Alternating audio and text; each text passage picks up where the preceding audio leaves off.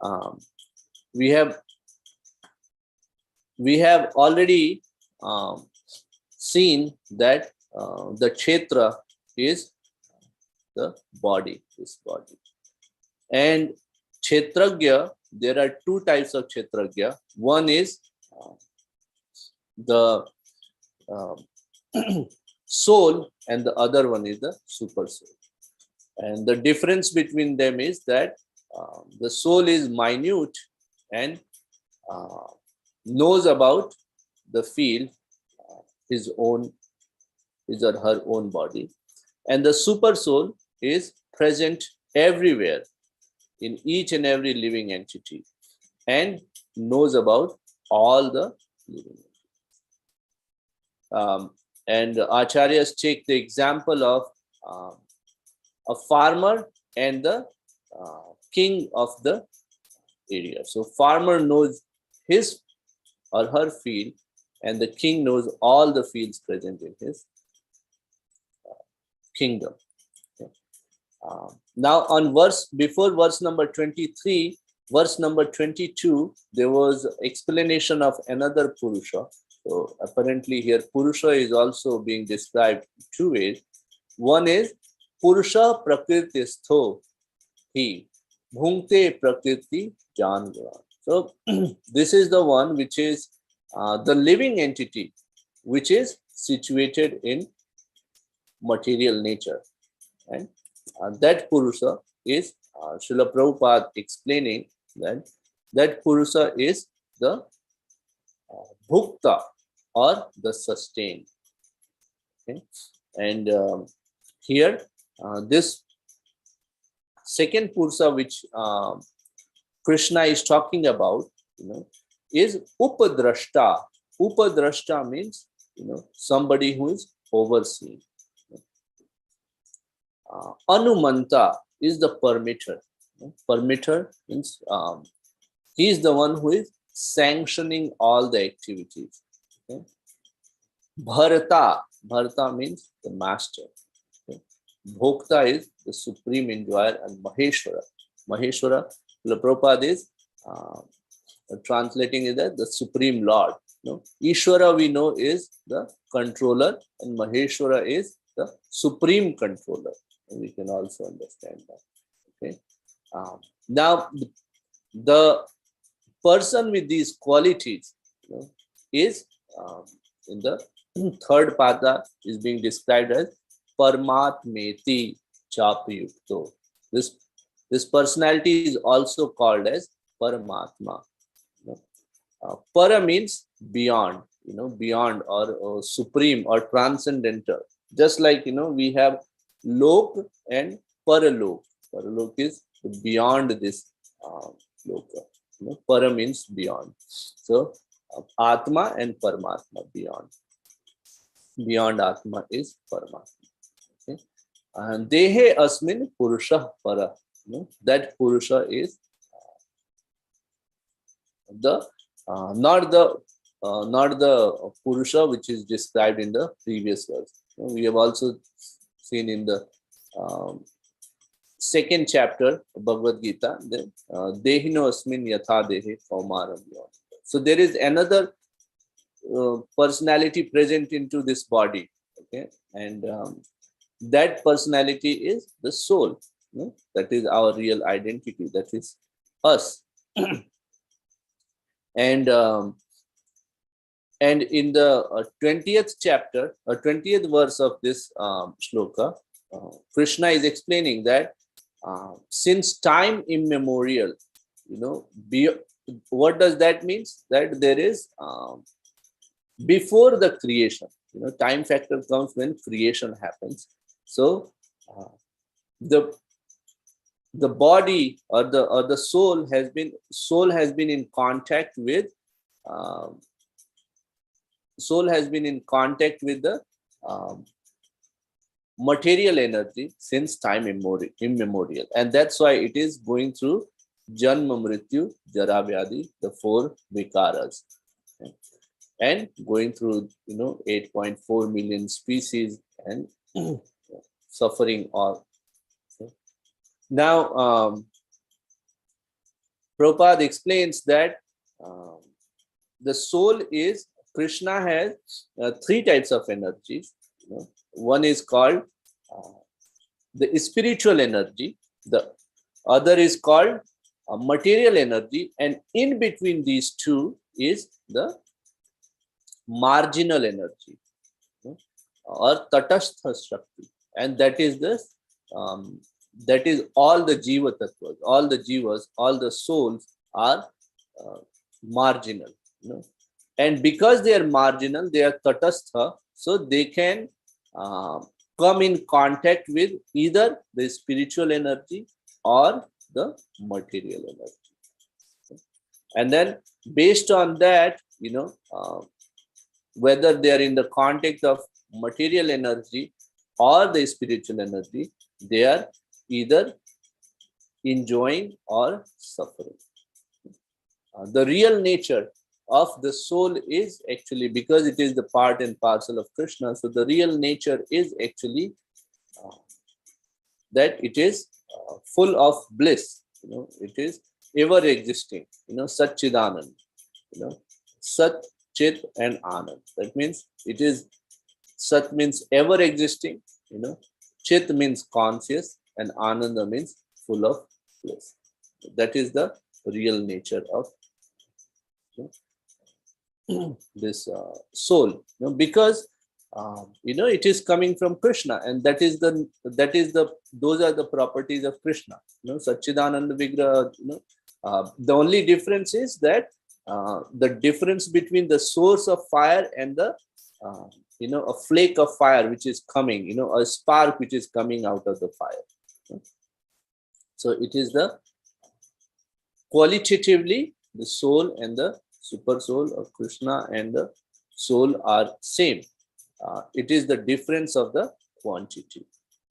You can also try to understand it from the perspective that we all have some richness, but the Krishna is the one who is the most richest.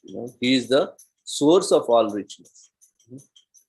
We all have some kind of beauty, but Krishna is the one who is most beautiful. We all have some kind of fame, means people know, around. Some have more, some have less. But Krishna has, is the most famous. Even though he appeared 5,000 years ago, we are still discussing about his pastimes. We are relishing, and he's the oldest of the old, but he's still we are still enjoying his pastime. We are relishing the pastime. We all have some knowledge, but the knowledge which Krishna gave millions and millions of people just read the Bhagavad Gita and try to get inspiration, knowledge, and then find their path in the life. And then we all have some kind of strength, but Krishna is the most, Shakti-shali. He's the one who is the most potent. We can see that how when he was just a tiny little boy, just few days old, and he could kill so many demons being sent by Kamsa. Sometimes not even, in fact, if we see, read Srimad Bhagavatam, His Holiness Radha Govind Maharaj is explaining that while Krishna was there in Vrindavan, he did not use any weapon to kill the demons. He will just kill, Putana, he killed just with his lips. Trinavarta, he killed with his weight of the body. While he was, Yashoda Maya will, pick him up and then play around, but at the same time, Krishna, when Trinavarta tried to pick him up, he killed him with his own weight. Aghasura, he entered into the body, and then expanded himself and then killed. So he did not use any weapon, any special weapon to kill. So from there we can understand, then we all do some kind of tapasya, but Krishna, being supreme personality of Godhead, but look at his renunciation, that he became Sarathi of Arjuna in Mahabharata. Now, being Sarathi is a very lowly position. Acharyas explained that when there is so much of noise going on in the field of battle, that it is very difficult for Rathi to talk to Sarathi, and then Rathi cannot actually tell directly that how, which direction Rathi wants Sarathi to take the Rath. So how the Rathi will indicate? Rathi will kick to the Sarathi on the right side or the left side. So right side kicking means turn towards right. Left side means, turns towards left. So that's the kind of position Krishna took for, his devotee. He's ready to be called as Ranachhod, just to protect his devotees. So such is the personality of Supreme Personality of God. Now, in this particular verse, it is being discussed that he is the one who is present in everyone. So that Purusha, same Purusha, is expanding and then is present in everyone's heart, and then is the one who is maintaining, is the Bhokta. Bharta, Bhokta, controlling, okay, keeping an eye. Now, with that, the question may arise that these are the 6 questions asked by Arjuna. And then the question may arise that, is Krishna present in the heart as a policeman to catch when we fall down? That may come as a question, right? Because it's very natural. We see that how we behave, when we are in presence of others. Of course, our behavior, we are more mannered, we are more, assertive, we are self-assured. Our behavior is not similar. We are trying to, of course, sometimes, it's the constraint and the requirement of the place, so we have to. But the way we sit or stay inside our house, in our drawing room, in our bedroom, it's not the way we sit in the presence of other people. So, and then similarly, if we are at some place and then we know that, there is a CCTV camera which is there. So, of course, our behavior will be different. We may not feel very comfortable. Okay. So, here we now know that, okay, Krishna is present in everyone's heart, and then he is watching. He's being called as Upadrashta. So, and then does that mean that he is the policeman who will, looking at, and then keeping the record, you fell down here, you thought this, you did this. It's not correct. There are other demigods, Krishna's assistants, who are there to actually keep that record. But as Prabhupada is actually explaining in the purport, that he is there as a friend. He is staying there are innumerable entities, living entities, and he is staying in them as a friend. Just like a father, is there, when Srila Prabhupada explains that if a father wants to go out and then play, son wants to go out and then play, and the father is saying that please stay home, son is not listening, and then he goes out to play. Then after some time, father will come after the son. just to look for that. Oh, is he doing all good? Is he okay? Does he is he safe? And I'm just using these as indicative, but I mean that parents. By father, I mean parents, and then by son means son and daughter. Okay. So that is the position which Krishna is taking. That he's not there as a policeman, but he's there as a friend to help us. He's there as a friend to remind us that please engage with the spiritual energy and do not be bewildered by being in the contact with the material energy. So that's first question. Second question is, now one of the properties being described here of Paramatma is Anumanta. Anumati. This is the word from where you get Anumati. Anumati means permission. So Anumanta, the one who is giving the Anumati, is Anumanta. So if Krishna is Anumanta, means the one who is sanctioning, then why should I be blamed for my sins? Krishna can, if I'm about to do some mistake, Krishna can just stop the permission. How do we understand that Krishna is giving the permission? We see that we have our senses who do the work, and then in our heart there is a desire, okay, which senses try to fulfill. But before these senses can fulfill the desire, the super soul has to sanction it. If super soul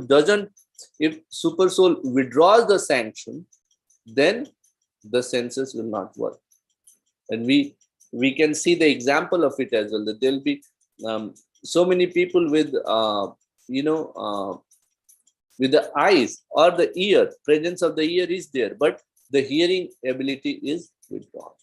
So the desire is there to hear, the sense is there to hear, but the ability has been withdrawn, the sanction has been withdrawn, for different reasons.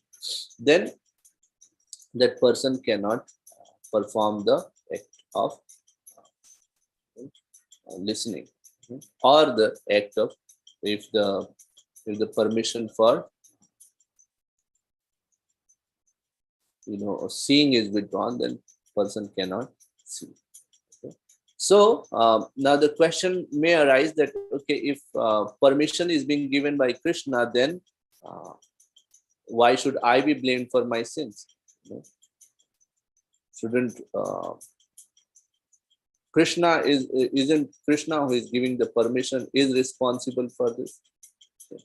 So Acharya has explained that we do not understand. Again, the same example, what I took about the father and the son, that on the multiple requests, there is a father on the multiple requests of the kid, parents do allow,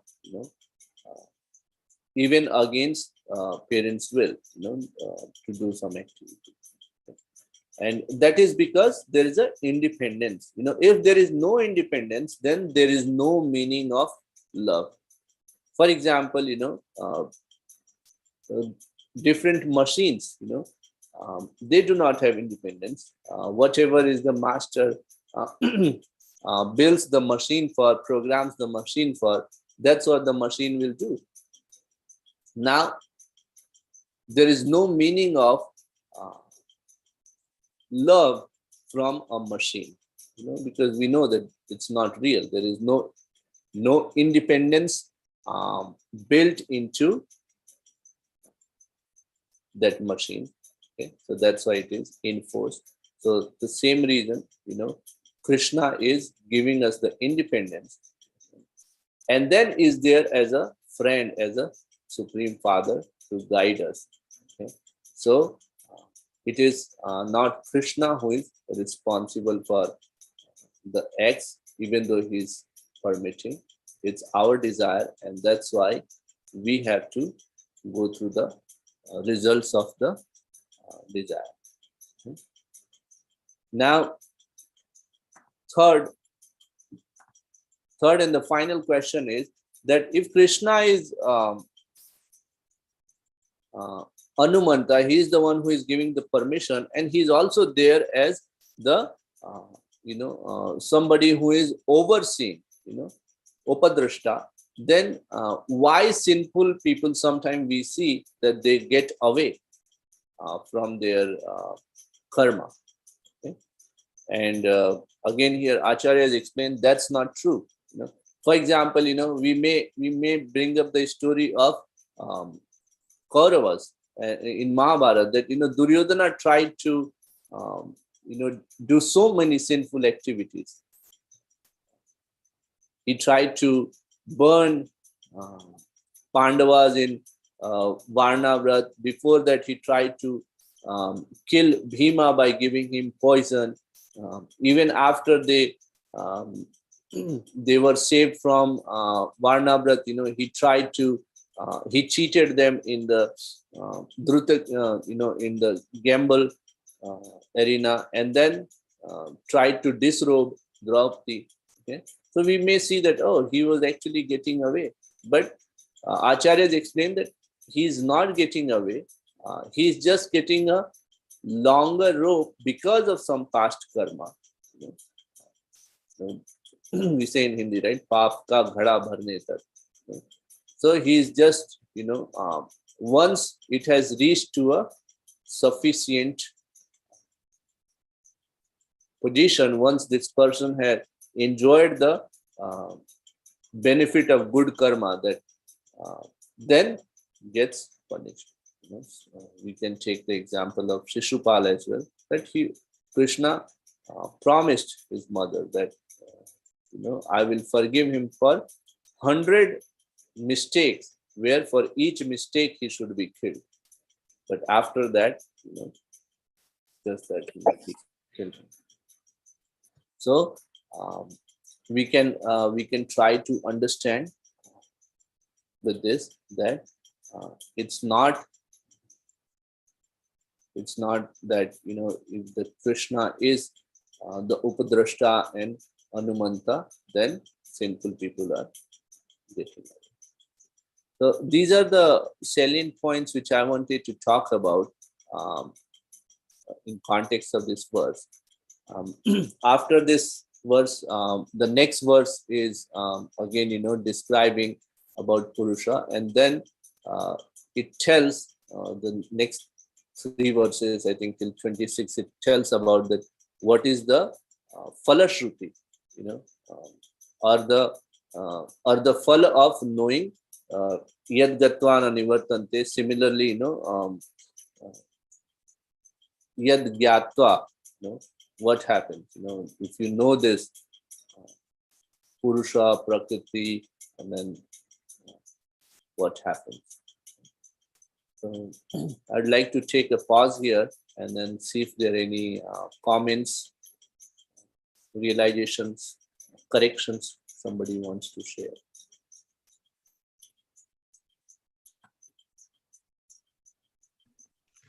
Hare Krishna, Akhilesh Krishna Prabhu, Hari Bo. Okay. I understand, and I have no problem accepting it and believing it, that the Krishna can know everything and everybody and so forth and so on. But I have some difficulty or understanding it when you say that the farmer knows about his farm, his field, whatever, and then king knows about the everybody's farms in his town and village and whatever. So can you little bit clarify that, Prabhuji? Haribol. Yeah.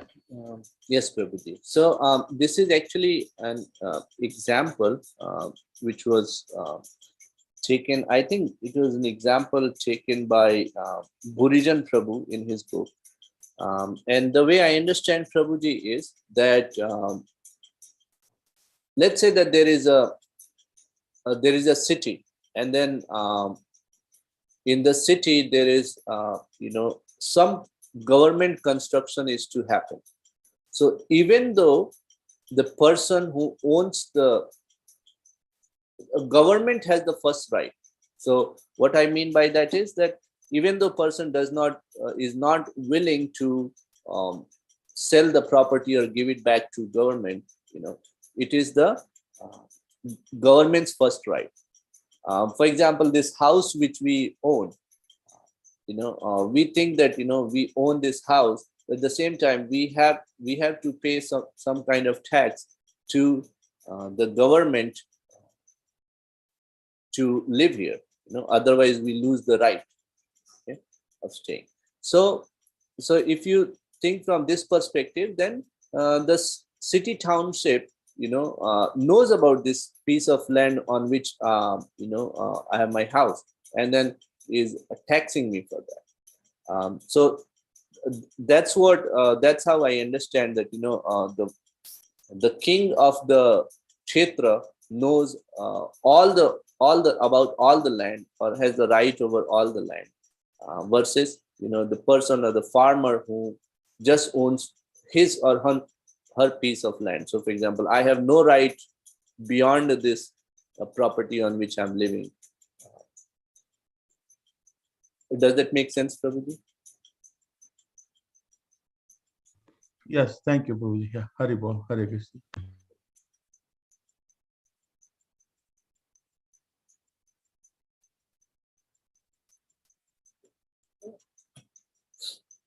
Hare Krishna Prabhuji, Danvat Pranam, or glories to Srila Prabhupada. Very nice class, Prabhuji. I really enjoy your lessons, Prabhuji. Very nice. Prabhuji, just one reflection related to Super Soul. Basically, Prabhuji, what I have observed, that when our hearts are not clean, right, then a Super Soul, even if it tries to guide us, we don't listen to the Super Soul. I mean, we are not able to. We don't have that realization or that ears to listen to our Super Soul, what Super Soul is trying to guide us. But when as our heart gets cleaner, then slowly we start listening, or we start hearing what our Super Soul is trying to guide us, and we start following, and that really helps, Prabhuji. So that's what I've observed. That's a reflection I have, Prabhuji, that initially when our hearts are not clear, we cannot realize that Super Soul is trying to guide us, but later on, I think we feel the difference. Yeah. The inner voice. Yeah. Thanks. Very, very wonderful point, Mataji. Thank you so much. In fact, in the morning Srimad Bhagavatam class, I'm not sure if I mentioned today, but when I was reading for the class, I came across this point that yes, our realization, even the audience of Bhagwanji, is dependent on how much we are surrendered. For example, the example given was of the four Kumaras, that they were saying that they were actually Brahmavadis. But when the smell of tulsi leaves from the lotus feet of Lord entered their nose, and through that their heart, that's when their heart got cleansed, and they could see Supreme Personality of God. Supreme Personality of Godhead appeared. They actually mentioned this in their prayer, the verse which we read today morning, that you were there in our heart, and now you are present in front of us. So yes, it is the cleanliness of the heart and the faith we have. It's in the same proportion. We also hear it in the pastime of Dhruva Maharaj, that Dhruva Maharaj was seeing the Supreme Personality of Godhead in his heart, and once he realized in the heart, you see that this all happens with the realization in the heart first, and then suddenly Supreme Personality of Godhead disappeared from his heart, and then Dhruva Maharaj opens his eyes, and then he's right there in the front. Another example we can see in this term is Dhritarashtra. He was Mahatma Vidur was trying to tell him that please leave this and let you should take Vanaprastha. You should go. Why you are still entangled into all this worldly affair? But Maharaj Dhritarashtra will not listen to him. But after the Mahabharat Yuddha was over, one night, after a few days, one night Mahatma Vidur came, and then at that time when he explained to or asked Maharaj Dhritarashtra to leave all this thing and then go to jungle and then focus on his spiritual life. At that time he listened. They actually left in the middle of the night without informing anyone. And Prabhupada explains in the purpose that this time he was able to listen because he was eating the un of a devotee, and because of that his heart was cleansed, and because of the cleaning of the heart he was able to listen to the instruction. So here also, in this verse, we're reading that Supreme Personality of Godhead is giving the instruction from within and without, both as a friend, and his purpose is to not to police but to engage us with the spiritual energy. Yeah, thank you so much, Mataji, for sharing that. That's a very wonderful point.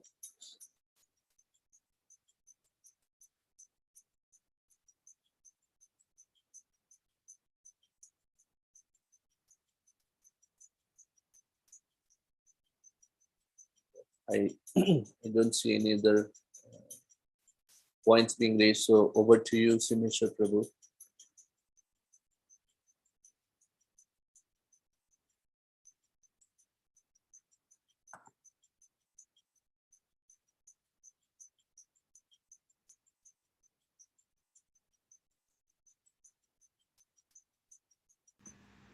Yeah, Hare Krishna. Thank you so much, Guruji. It's a wonderful class. Basically explaining the difference between the super soul and the individual soul. What is soul? What is super soul? Very nice. Thank you so much. So, dear devotees, anything you would like to add? Any other reflections or comments or concerns? Any questions?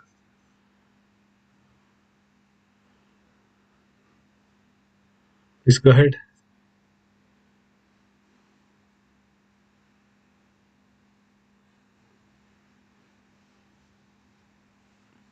Nothing to add? No reflections?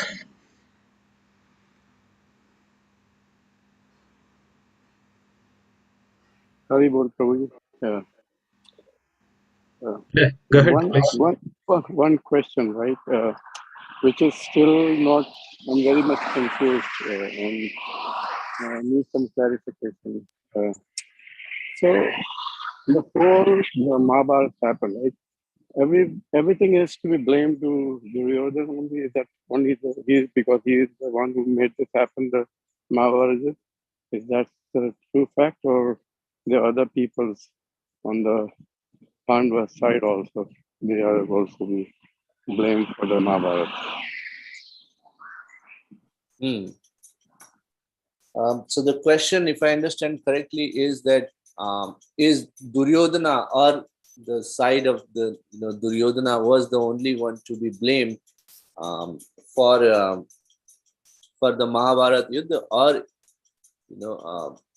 Pandava's side is also to be blamed. Correct, Prabhu. Right. So Prabhuji, Pandava's side is not to be blamed, because if you see the sequence of events, what happened was that the real heir to the throne was Yudhishthir Maharaj. Okay. Because just primarily based on the qualification. In fact, right before the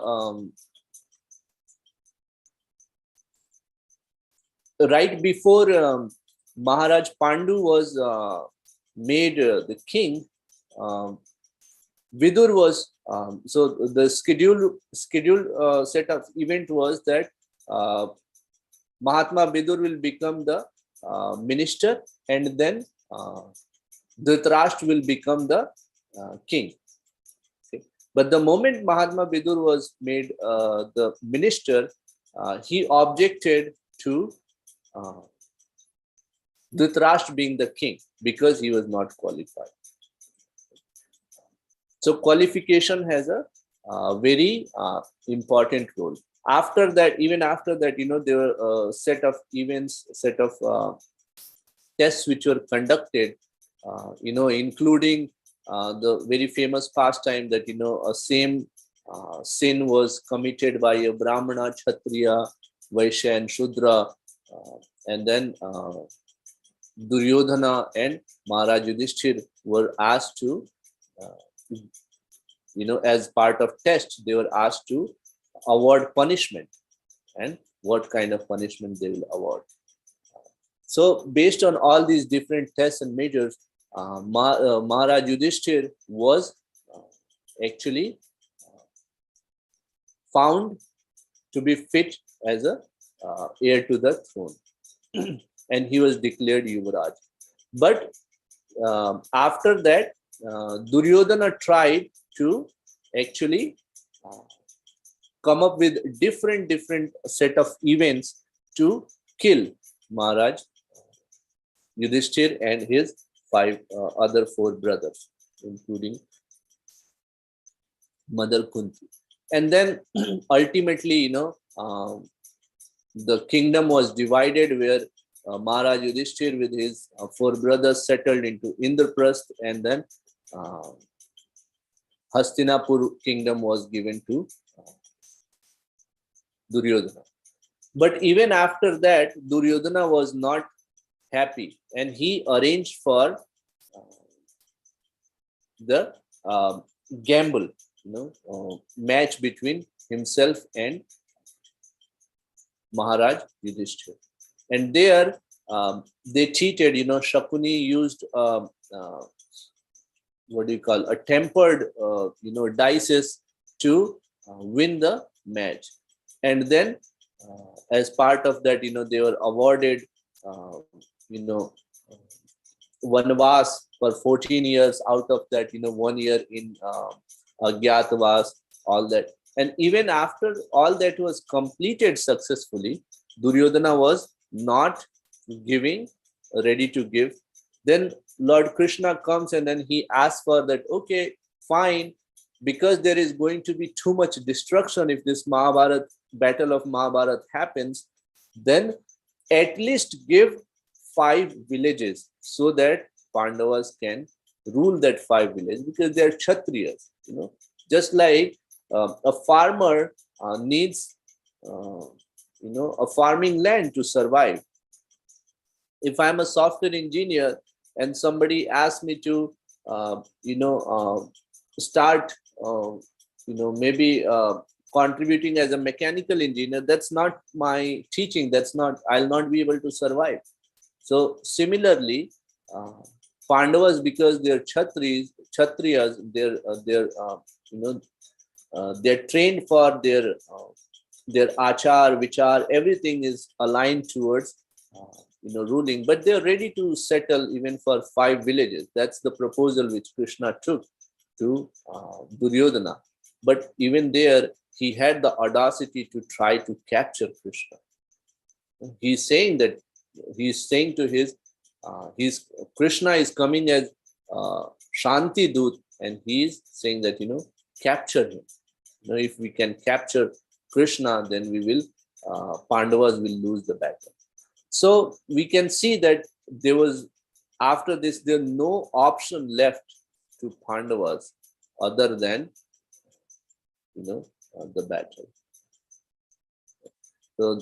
So from here we can see that it's the Kauravas who are to be blamed for the battle of Mahabharata and not Pandavas. And then there was another, which Krishna mentions, Yada Yada hi dharmasya glanir bhavati bharata abhyuthanam adharmasya tadatmanam shudam. So these Jarasans, Kansas,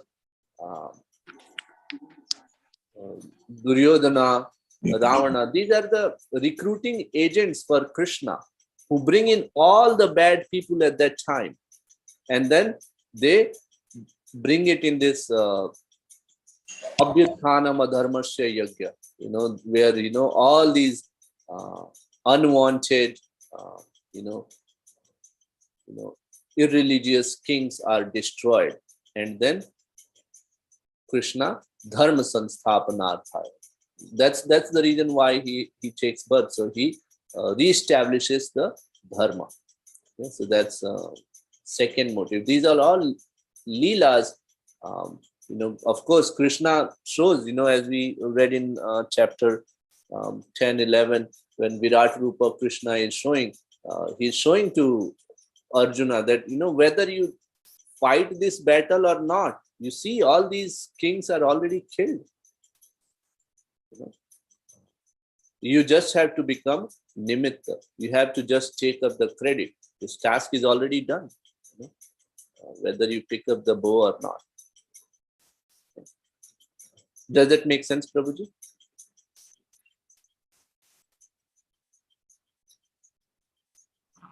Yes, Prabhuji. Thank you. Just why I was coming to Pandavas, right? So I was not clear, right? With the one thing still in my mind, when they were invited for playing the game, right? And where the Draupadi Haran happened, right? First thing is they should not have attended that, right? If somebody is inviting you for gambling and if you're a good person, you should not be involved in the bad thing, right? And especially when Krishna is on your side.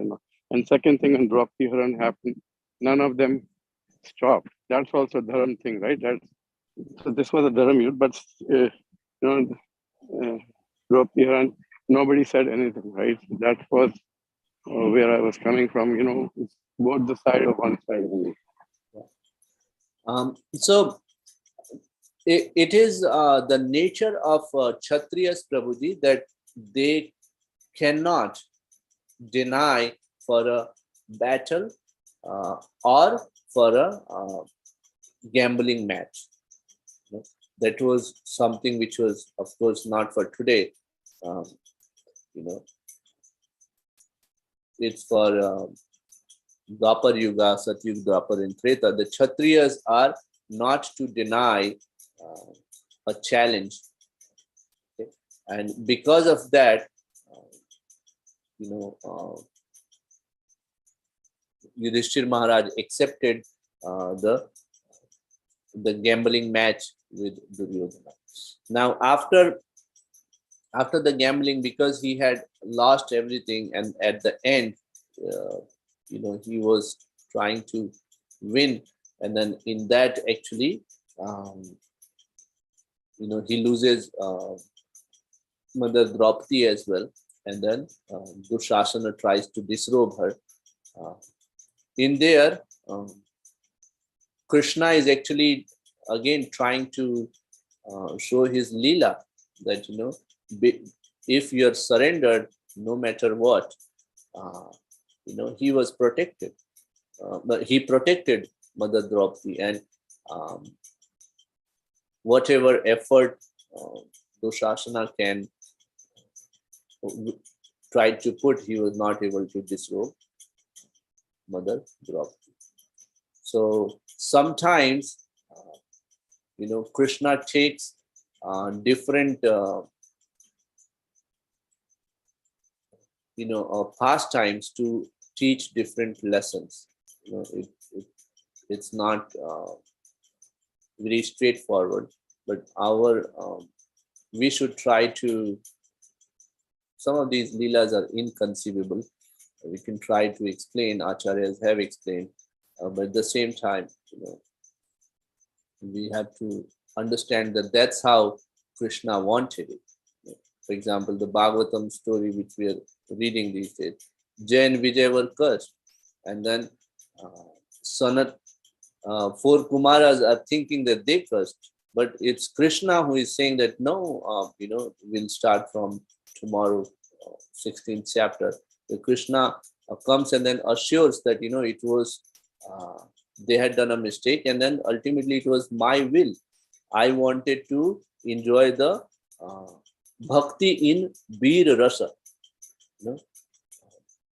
So that's the reason. Now, who can challenge Krishna? That's why he chose his two strong devotees, Jay and Vijay, who can take birth as these different demons and then give Krishna this pleasure in Veer Rasa.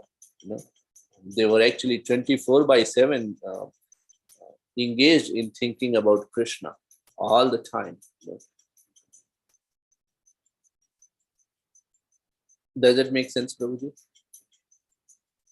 Yes, Prabhuji, and I think I got an answer also. Mataji was saying, right? Sometimes your intentions are good, but circumstances took over, right? So I think, yeah. So, thank you so much for explaining it, Prabhuji. Thank you. Very well.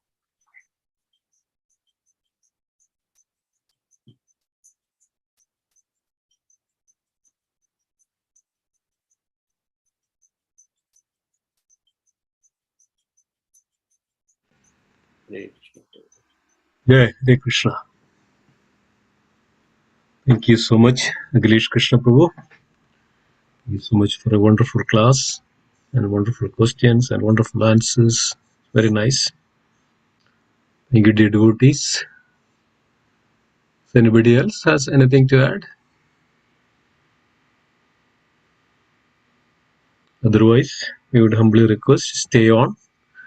We are having a book distribution call, Sankirtan call tonight, and we'll plan for upcoming festivals and the programs and Nagara Sankirtan and all those. So please stay on if you can.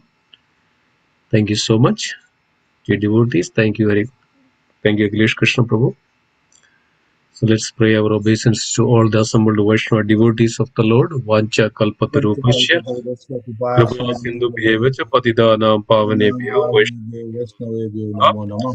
Vaishnava Vrinda ki Jai. Grandhiraj Srimad Bhagavad Gita ki Jai. Srila Prabhupada ki Jai. Ananda Kodi Vaishnava Vrinda ki Jai.